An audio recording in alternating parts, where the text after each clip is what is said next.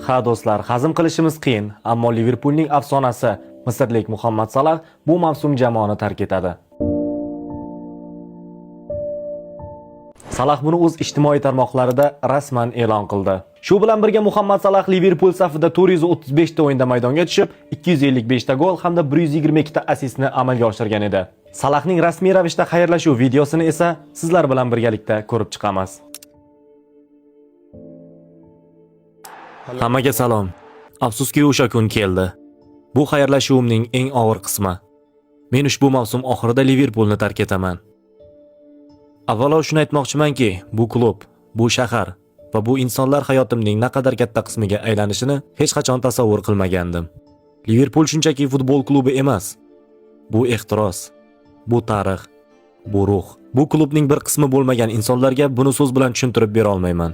Biz birga g'alabalarni nishonladik, eng muhim sovrinlarni yutdik va hayotimizdagi eng og'ir damlarda ham birga kurashdik. Bu yerda bo'lgan vaqtim davomida klubning bir qismi bo'lgan har bir insonga minnatdorchilik bildiraman. Ayniqsa jamoadoshlarimga, o'tmishdagi va hozirgi, hamda muxlislarga ham. Sizlarning qo'llab-quvvatlashingiz uchun so'zlar yetarli emas.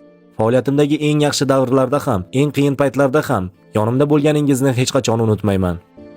Bu men bilan doim qoladi. Ketish hech qachon oson emas.